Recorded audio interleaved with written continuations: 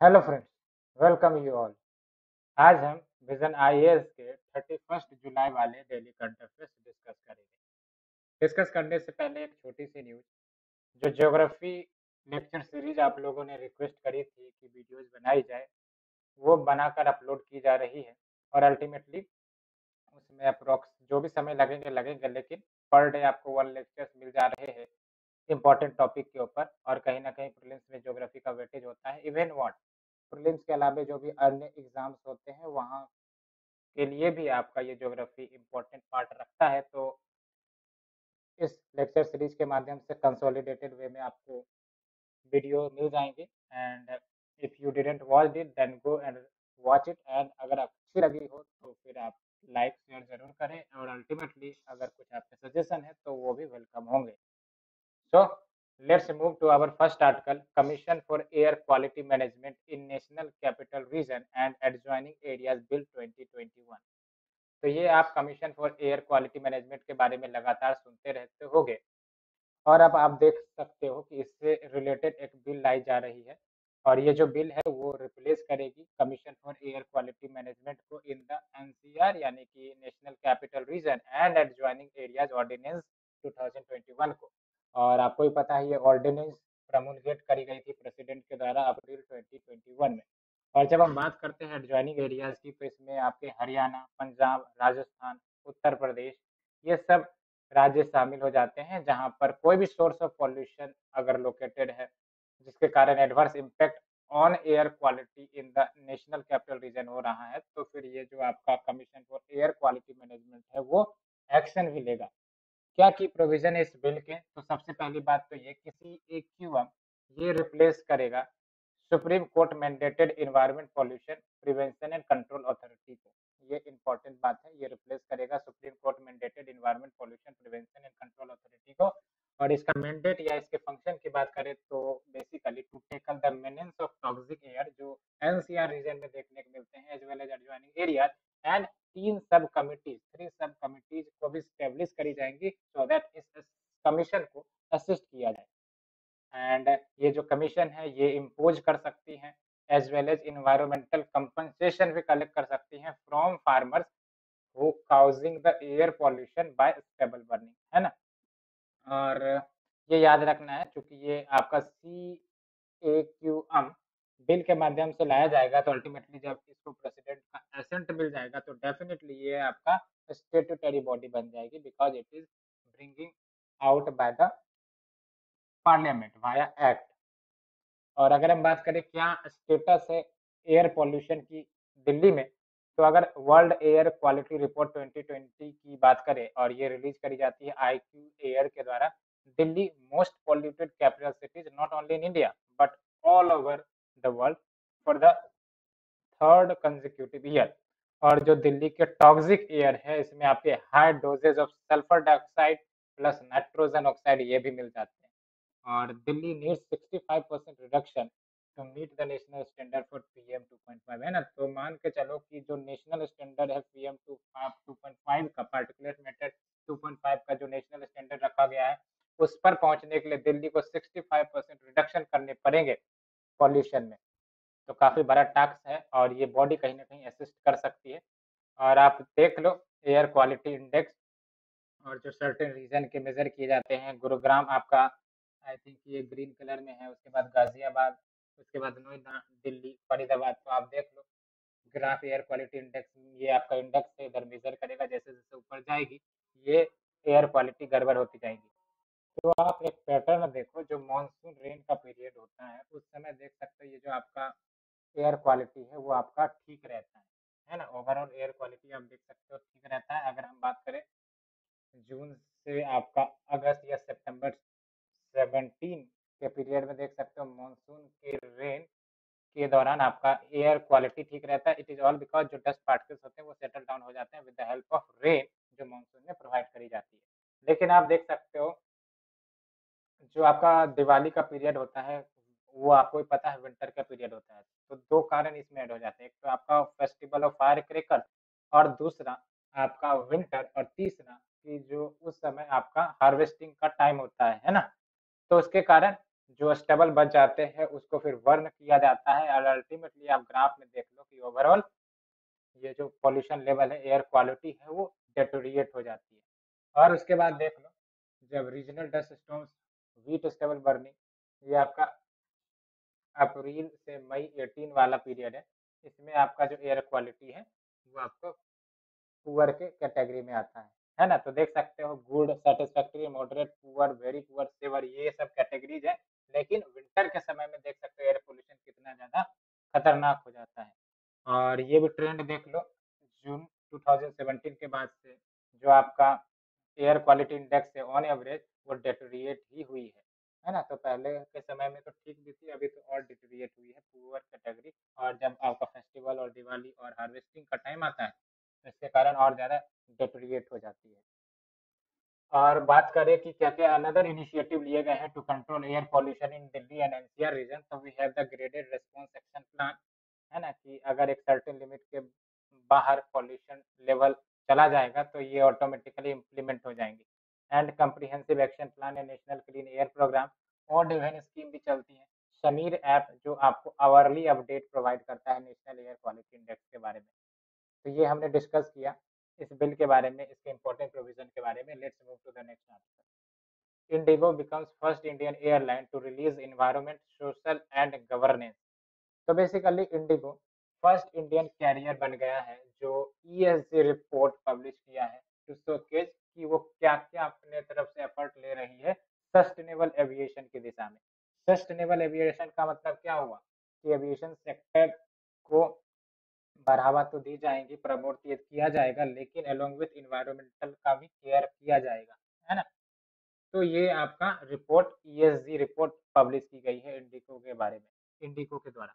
तो ESG reporting, इसको sustainability reporting भी कहते हैं, and it refers to the disclosure of data of an organization on various parameters like environmental, social, corporate governance considerations, जो कहीं ना कहीं वैल्यू क्रिएट करता है कंपनी के लिए या फिर इम्पैक्ट करते हैं उनकी क्षमताओं को टू एग्जीक्यूट फ्यूचर स्ट्रेटजी, की भविष्य में क्या स्ट्रेटजी वो अडॉप्ट करने वाली है।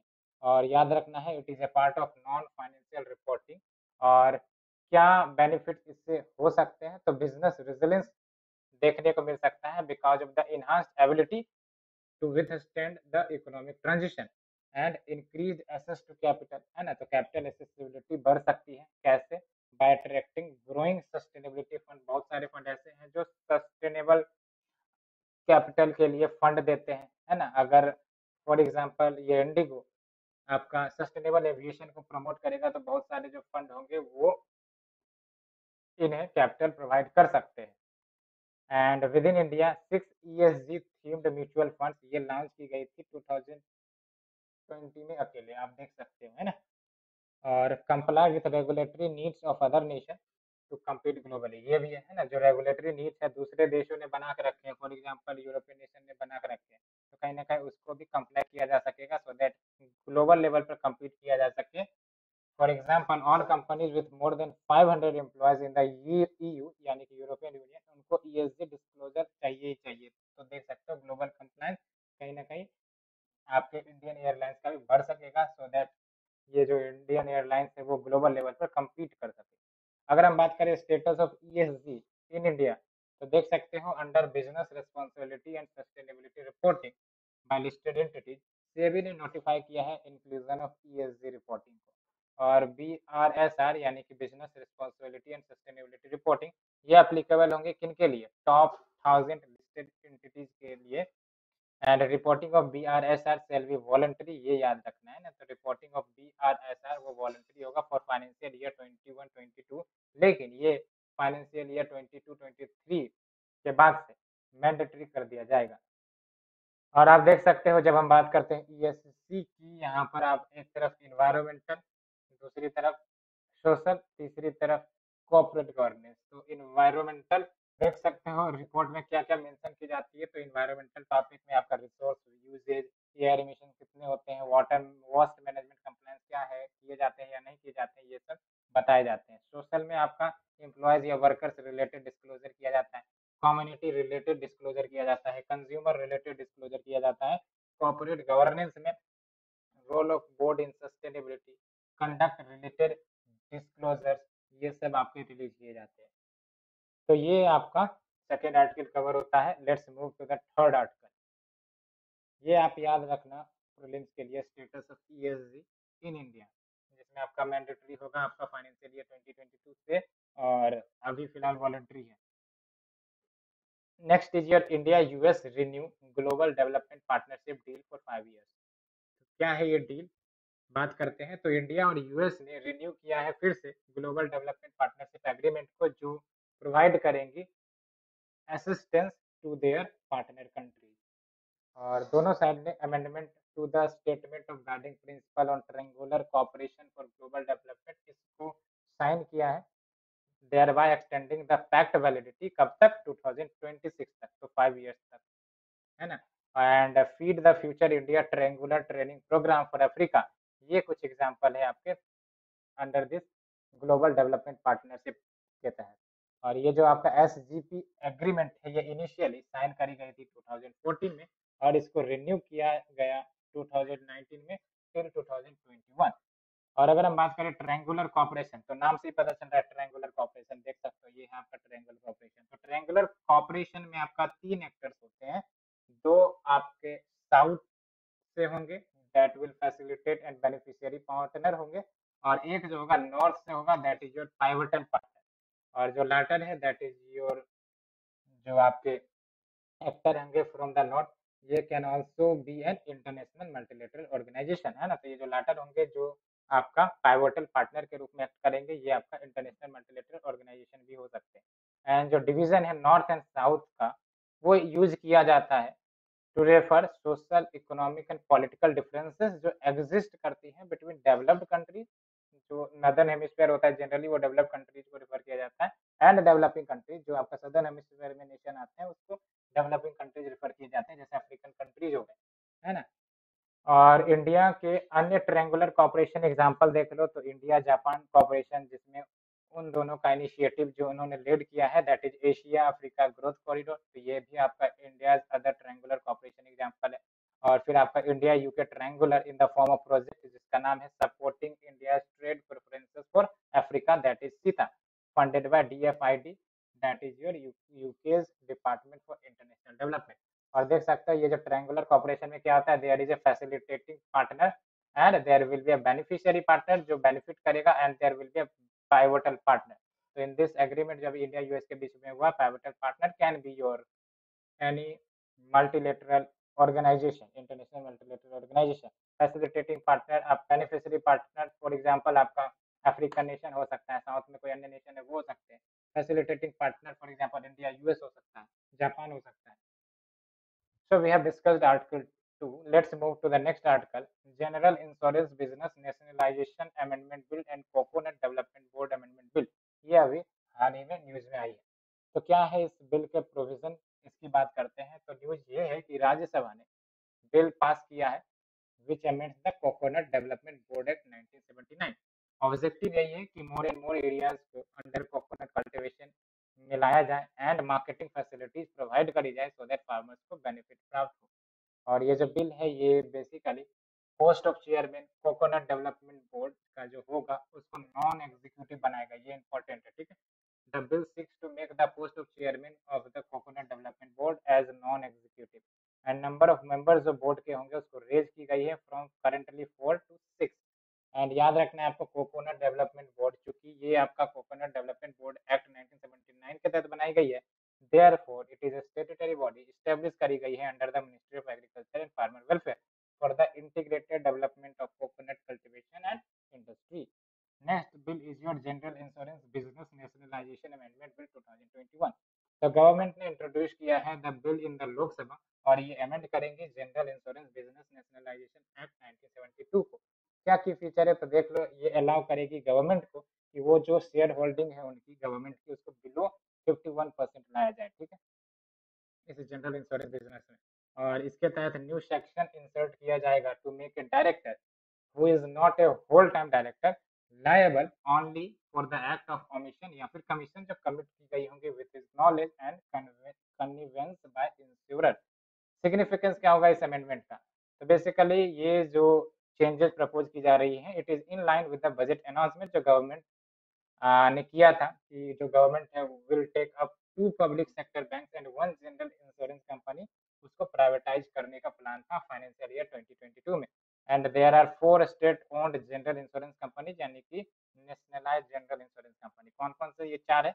National insurance company limited, new India insurance company limited, oriental insurance company limited, united India insurance company limited. याद रखना है ये 4 state owned general insurance companies है। One is your national insurance company limited, new India insurance company limited, oriental insurance company limited and united India insurance company limited. तो ये हमने discuss किया bill के बारे में। हालांकि ये बिल है, जब ये अमेंडमेंट होकर प्रेसिडेंट का एक्शन मिल जाएगा तो ये ज़्यादा सिग्निफिकेंस रखेगा, क्योंकि अभी ये फिलहाल बिल में। लेकिन बिल से जब ये निकलेगा तब एक्ट बनेगा, तब अल्टीमेटली इस पर और ज़्यादा डिटेल से डिस्कशन होगी। लेकिन आपको कोकोनट डेवलपमेंट बोर्ड के बारे में याद रखना है। Next is your national art museum of Australia to return 14 art works to India, है ना। तो जो नेशनल आर्ट म्यूजियम ऑस्ट्रेलिया का वो 14 आर्ट वर्क भारत को लौटाएगा। ये जो कलेक्शन है इसमें आपका लार्जली रिलीजियस और कल्चरल आर्टिफैक्ट हैं, जिसमें कुछ आर्टिफैक्ट आपके 12th सेंचुरी के पीरियड के हैं, जब चोला डायनेस्टी प्रिसाइड कर रहा था over the flourishing art in Tamil Nadu.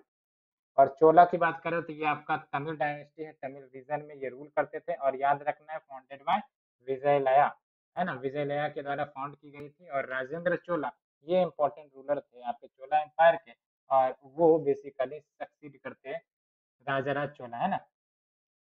तो ये जो आपके राजेंद्र चोला है ये बेसिकली राजाराज चोला के बाद सक्सीड होकर आए थे। And great living Chola temple, ये तो आपको ही पता है, यूनेस्को वर्ल्ड हेरिटेज साइट। अभी आप हमें बता दो टोटल भारत में कितने यूनेस्को वर्ल्ड हेरिटेज साइट हो गए? 39, 40, 38, 41 क्या है? हाँ, आपने सही सोचा, 40 right answer.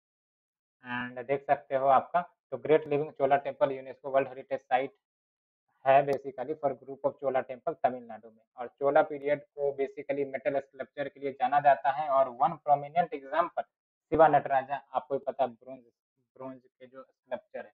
And some of the major work जो रिटर्न किए गए हैं वो है आपका dancing child saint Sambandar of 12th century, जो चोला डायनेस्टी को ही बिलोंग करता है। और संबदार आपको पता है इज वन ऑफ द मोबाल which is 3 principal saints of South India, है ना। तो संबदार अपार ये आपने सुना होगा, ठीक है। ये 3 प्रिंसिपल सेंट में से एक थे साउथ इंडिया के। और इनके जो इमेज है वो आपको almost all Shiva temples of Tamil Nadu में मिल जाते हैं। जो दूसरा है आप देख सकते हो arch for a Jain shrine, ये 11th से 12th सेंचुरी का आर्क है basically seated Jina from Mount Abu region Rajasthan. और जीनास बेसिकली यूजुअली पोर्ट्रेट किए जाते हैं सिंपल पोजेज में, reflecting the belief in non violence and lack of attachment to the early possession, है ना। क्योंकि जैनिज्म में आपको पता है काफी ज्यादा बेसिकली चीजों का बहिष्कार किया जाता है अल्टीमेटली, है ना। अटैचमेंट को अलग कर दिया जाता है, तो इसको सिग्निफाई करता है आपका। And initiatives to promote cultural artwork, तो आप देख तो UNESCO convention on prohibiting and preventing the illicit import export and transfer ownership of cultural property, ये हो गई। मिनिस्ट्री ऑफ कल्चर का स्कीम चलता है safeguarding the intangible heritage and diverse cultural tradition of India, है ना। ये सब कुछ इनिशिएटिव है। तो ये काफी इंपॉर्टेंट है, ये याद रख सकते हो। चोला एम्पायर के फाउंडर को याद रख सकते हो, क्योंकि क्वेश्चन पूछे जा सकते हैं। Let's move to the shorter news. Discovered small field, तो ministry of petroleum and natural gas ने लॉन्च किया है discovered small fields bid round 3 for international competitive bidding. तो अगर हम बात करें डिस्कवर्ड स्मॉल फील्ड की, तो ये एंट्री पॉइंट माना जाता है for India potential oil and gas Baron, है ना। कैसे? तो ये स्मॉल ब्लॉक्स को ऑफर करती हैं, और ये उन स्मॉल ब्लॉक्स को ऑफर करेंगे that were surrendered by ONGC and oil India, है ना। एंड गवर्नमेंट ने डीएसएफ पॉलिसी 2015 में लॉन्च किया था, which was a monumental step so that जो भी डिस्कवर्ड एक्यूरेजेस है उसको अवॉइड की जाए, एंड जो अनमोनेटाइज्ड फील्ड है जिसके कारण गवर्नमेंट की रेवेन्यू लॉस हो रही है, रिसोर्स होने के बावजूद भी एक्सट्रैक्ट नहीं हो रहे हैं, उनको मोनेटाइज किया जाए। Next is your defence exercises जो न्यूज में है, इंद्र नाम से पता चल रहा है, Indra is your India and Russia. तो 12th edition of Indo Russia joint military exercise Indra 2021, ये अभी आपका वोल्गोग्रैड रशिया में हुआ है, बाल्टिक सी में। और ये फर्स्ट इनिशिएट की गई थी 2003 में to strengthen the mutual confidence and interoperability of both the country. और अगर हम बात करें कॉर्पेट की, तो कॉर्पेट बेसिकली 36 एडिशन है इंडिया इंडोनेशिया कोऑर्डिनेटेड पेट्रोल का, है ना, इंडिया इंडोनेशिया कोऑर्डिनेटेड पेट्रोल, याद रखना है। तो कॉर्पेट में कौन आ गया, आपके इंडिया आ गया और इंडोनेशिया आ गया, between Indian navy and the Indonesian navy. और इसे कंडक्ट किया गया है to bolster the maritime cooperation between the two navies across the Indo-Pacific. तो याद रखना है CORPAT is between your India and Indonesia. Next is your Eutelsat Quantum satellite. तो यूटेलसेट क्वांटम की बात करें तो ये विश्व का पहला कॉमर्शियली फुल्ली रिप्रोग्रामेबल सैटेलाइट है जो फ्रेंच गुयाना से लिफ्ट ऑफ करी गई है। फ्रेंच गुयाना कहाँ पर है आप बता दो। फ्रेंच गुयाना आपका northern portion of south America में है, विच सराउंड्स द अटलांटिक ओशियन। और आपको भी पता है फ्रेंच गुयाना आपका डोमिनियन है फ्रांस का, ठीक है, यहाँ से लॉन्च की गई थी। और अनलाइक द कन्वेंशनल मॉडल जो डिजाइन की जाती है and hard wired on earth and can not be repurposed once in orbit, है ना, तो एक बार जब ऑर्बिट में चला गया, जो भी आपके कन्वेंशनल मॉडल वाले हैं सैटेलाइट, एक बार आपका ऑर्बिट में चला गया तो उसको रिपर्पज नहीं किया जाता है। लेकिन ये जो आपका यूटेलसेट क्वांटम है अलाउज यूजर की वो टेलर कर सकती है almost in real time. And इसका मतलब ये हुआ कि satellite can be used to provide mobile coverage for moving object like aircraft and ocean going vessels और coverage after a natural disaster और फॉर वन ऑफ इवेंट। और इसे develop किया गया है under the European space agency partnership project with Airbus. Next is your report. तो basically Odisha plan कर रही है कि डीएनए प्रोफाइलिंग किया जाए लिपोर्ट का, जो मदद करेगा to trace the origin of crime अगर लेपोर्ट का डेथ होता है तो अगर लेपोर्ट का डेथ होता है तो कारण क्या था, है ना, कौन इसके पीछे रेस्पॉन्सिबल था, उन सबको ट्रैक किया जा सके। DNA profiling for leopard. Madhya Pradesh के पास मैक्सिमम पॉपुलेशन है लेपोर्ट का, याद रखना है आपको। उसके बाद दूसरे नंबर पर कर्नाटका, महाराष्ट्र। कंजर्वेशन स्टेटस की बात करें तो वल्नरेबल कैटेगरी में है और schedule 1 of Indian wild life protection act 1972 के तहत आता है। और इंडिया का क्या कंजर्वेशन एफर्ट है तो देख सकते हो प्रोजेक्ट स्नो लेपर्ड। और इंडिया पार्टी है to the global snow leopard and ecosystem protection programme का 2013 से ही। Next is your Kyasanur forest disease. तो basically over exploitation of edible रोइन ऑल्मी मशरूम जो ग्रो की जाती है in symbiotic relation with termite, इसके कारण आपका कयासनूर फॉरेस्ट डिजीज का आउटब्रेक हो गया गोवा में। तो ये जो सीजनल मशरूम वेराइटी है ये इंडेंजर्ड है बाय अनरिस्ट्रेंड हार्वेस्टिंग, काफी ज्यादा हार्वेस्ट की जाती है इस सीजनल मशरूम वैरायटी का, coupled with destruction of termite hills by the land development. अगर हम बात करें कैशनूर फॉरेस्ट डिजीज का या फिर इसी को मंकी फीवर कहते हैं, तो ये tick borne viral haemorrhagic fever है, first found in Kyasanur forest area of Shimoga district Karnataka. और इसके बाद इसका नाम पड़ गया। केवीडी वायरस मेंबर है जीनस फ्लेवी वायरस का and family Flaviviridae. Next is your artificial intelligence for all initiative. So Intel, in collaboration with Central Board of Secondary Education, that is CBSE, and Ministry of Education, इन्होंने इस initiative को, that is Artificial Intelligence for All initiative launch किया है, so that basic understanding create की जा सके of artificial intelligence for everyone in India। और ये 4 hour self based learning programme है जो डिस्क्राइब करती है आर्टिफिशियल इंटेलिजेंस को in an inclusive manner and aims to introduce artificial intelligence to 1 million citizen, यानी कि 10 लाख सिटीजन। और इंडिया की जो नेशनल एजुकेशन पॉलिसी 2020 है ये एम्फेसाइज करती है preparing students for artificial intelligence driven economy. NITI Aayog की जो national strategy for artificial intelligence वो भी बनाई गई है on the philosophy of artificial intelligence of all. और ये फोकस करती है to leverage to get benefit of artificial intelligence for the inclusive growth. Next is your AYUSH 64। तो बेसिकली गवर्नमेंट ने कहा है कि जो आयुर्वेदिक फॉर्मुलेशन है आयुष 64 का वो सेफ है ह्यूमन बींग्स के लिए। और आयुष 64 बेसिकली आयुर्वेदिक फॉर्मुलेशन है जो डेवलप करी गई है central council for research in Ayurvedic sciences under the ministry of Ayush, so that malaria का मैनेजमेंट किया जा सके। और ये जो ड्रग है इसको रिपर्पज किया गया है as the ingredient showed notable antiviral immune modulated and antipyretic property, that's why इसको रिपर्पज किया गया है। और in the mild moderate and asymptomatic cases जो कोविड 19 के देखने को मिलते हैं, इससे लोग ने भी बेनिफिट किया है विद द ट्रीटमेंट ऑफ आयु 64। Next is your personalities in news. Chempakaraman Pillai. और ये ओरिजिनेटर है स्लोगन ऑफ जय हिंद, काफी इंपॉर्टेंट है, याद रखना है। ओरिजिनेटर ऑफ स्लोगन जय हिंद चंपका रमन पिल्लई। और फर्स्ट वर्ल्ड वॉर के दौरान उन्होंने international pro Indian committee Switzerland में बनाया था। ऑल्सो जुलाई 31 1914 के दिन उन्होंने इंडियन नेशनल वॉलेंटरी कॉर्प्स भी बनाए थे एंड सारे इंडियन से अर्ज किया था कि वो फाइट करे इंडिया के लिए अगेंस्ट द ब्रिटिश। इन्होंने प्रोविंशियल गवर्नमेंट काबुल में भी बनाए and speculated to be one SMS Emden, जो कि जर्मन शिप था जो अटैक किया चेन्नई को। लैटर ये बेसिकली बर्लिन रिप्रेजेंटेटिव भी बने इंडियन चैम्बर ऑफ कॉमर्स का एंड इंस्पायर्ड सुभाष चंद्र बोस कि वो आर्मी स्टार्ट करे। So we have discussed, we have the photo of this Champaka Raman Pillai, great freedom fighter, and that's all friend, and hope आप लोगों को ये पसंद आई होगी। So आज के लिए इतना ही। Thank you friends, thank you very much.